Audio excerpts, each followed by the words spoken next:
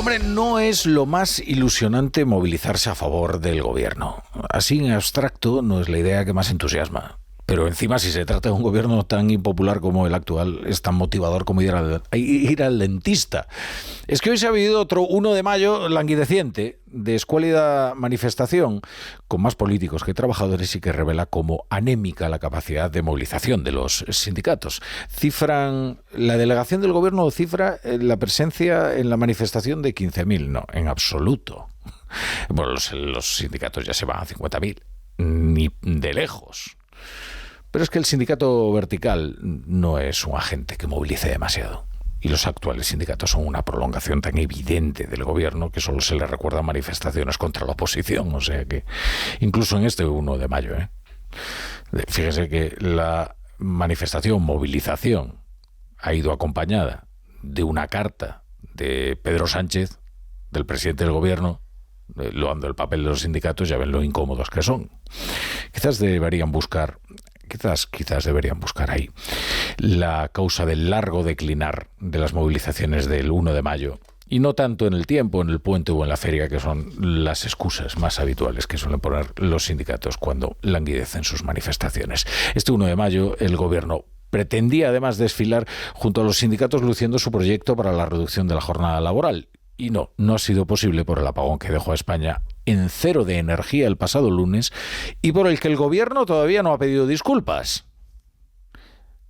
Recuérdenlo, No han pedido todavía disculpas ni siquiera por las molestias, quizás porque no creen que tengan ninguna responsabilidad en lo ocurrido. Desde luego están intentando sacudírsela. Es más, el gobierno se obstina en culpar de forma agresiva a las eléctricas para eludir su responsabilidad, y a eso se han dedicado en esta jornada reivindicativa los cargos del gobierno que fueron allí a la manifestación con los sindicatos y con argumentos que ya se precipitan directamente en el delirio. La brújula con La Torre.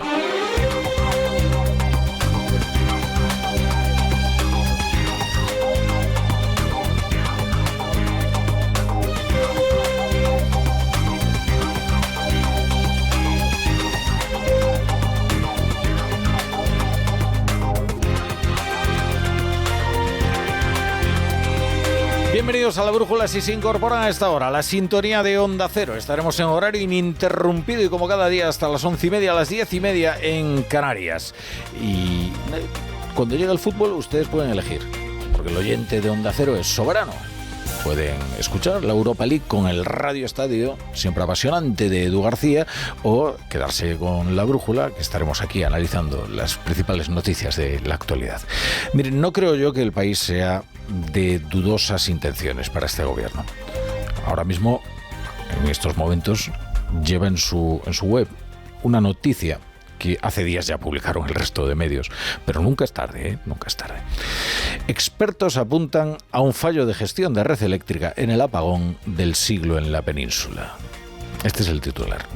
Esto es algo que ya asumen todos los expertos independientes, casi sin excepción, pero es que además también nuestros países vecinos y los socios europeos, ahora también el país.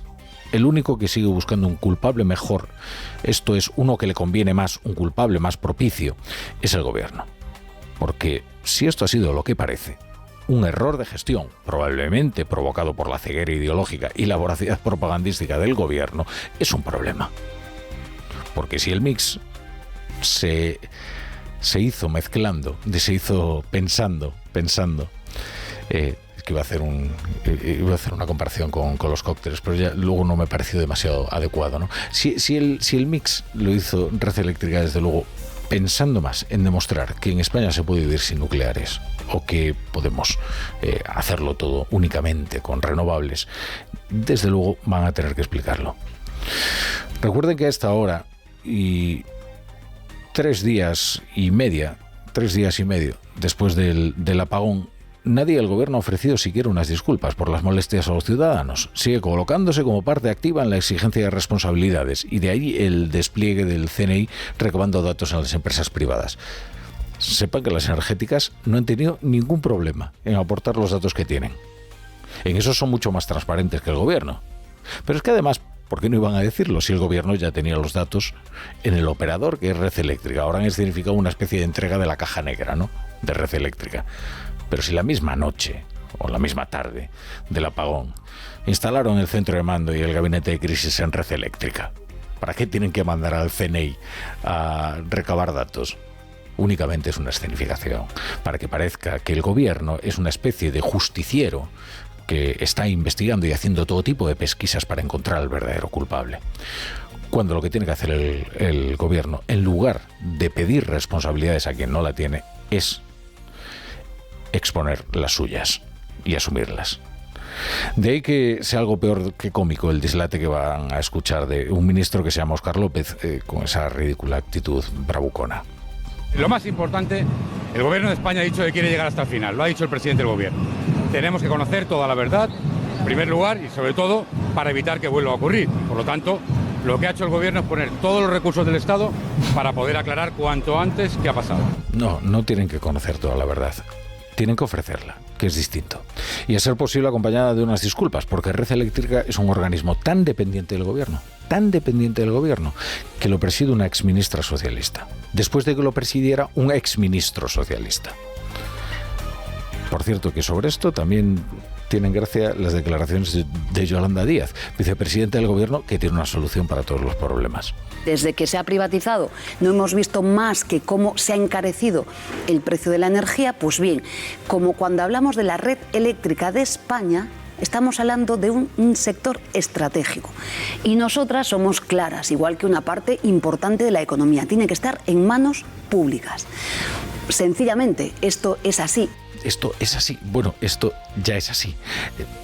Ya es así, es que es fantástico, porque efectivamente hay inversores privados en Red Eléctrica, pero el control lo tiene el gobierno al que pertenece Yolanda Díaz. Es decir, que quien puso a un cargo político a presidir Red Eléctrica, a un cargo político que no sabe distinguir un vatio de un amperio, fue el gobierno. A ver si es que a Beatriz Corredor la eligieron entre Larry Fink y Amancio Ortega. Los inversores privados tienen limitada su participación al 5%, no pueden superarla, que así es como la SEPI se garantiza el control. Pero venga, fantaseemos. Imaginemos que tuvieran algo de voz, ¿no?, en el nombramiento de la presidenta de Red Eléctrica. Hombre, ya sería casualidad que los inversores privados dijeran que la ideal para presidir el operador eléctrico es una exministra socialista de vivienda y sin ningún tipo de experiencia en el sector. Pero es que el anterior fue otro exministro socialista. Hombre, ¿no es sospechoso el headhunter de Red Eléctrica? No, lo que ocurre es que todos los miembros del Consejo son afines al gobierno. Y ahora dicen que el problema es que no es lo suficientemente pública. Pues el día del apagón, y hasta que se enteraron de que la responsabilidad era de gestión de Red Eléctrica, la consideraban un organismo estatal y por eso instalaron allí el centro de mando y celebraron allí un gabinete de crisis. Ahora ya viene la escenificación de la persecución a las empresas privadas, pues esto forma parte de esas bravuconadas verdaderamente ridículas, ¿no?, como esta de Óscar López, ¿no?, que suena algo de verdad cómico, ¿no? Bueno, esto desde luego de lo público recuerda a lo de las cajas, que si lo recuerdan, quebraron en la crisis, entre otras cosas, por la infiltración política que tenían. Y aún había quien decía que lo que hacía falta era en realidad una banca pública, cuando fue lo que quebró durante la crisis financiera. Por cierto, que Sara Agesen es la vicepresidenta de Transición Ecológica. Es probable que no que lo hayan olvidado, sino que nunca lo supieran, porque hasta ayer mismo además permanecía ignota en esta crisis. Mañana se va a reunir con su homóloga de Portugal, con María de Gracia Carballo, y esto es importante porque Portugal tiene un muy razonable enfado con su vecino por las molestias provocadas. Porque fue un fallo, seguramente de gestión de España, la que provocó que Portugal se quedara también a oscuras. Y sin embargo, ya ven, el gobierno portugués ha sido más diligente a la hora de responder a sus ciudadanos y más preciso en sus explicaciones que el verdadero responsable, que es el gobierno español. Hasta el punto de que, en plena crisis, en el día del apagón, si lo recuerdan, los españoles recibieron información más fiable y puntual del gobierno luso que del español, que fueron los primeros que descartaron la posibilidad de un ciberataque.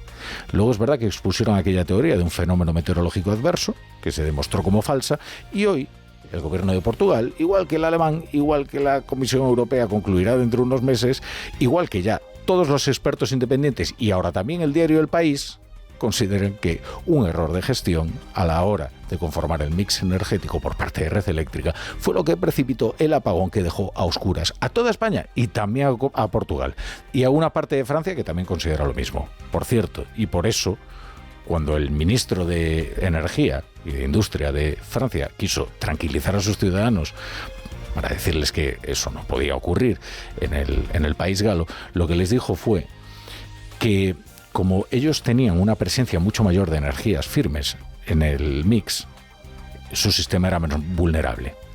En concreto, esa energía era la energía nuclear, pero para el caso da igual.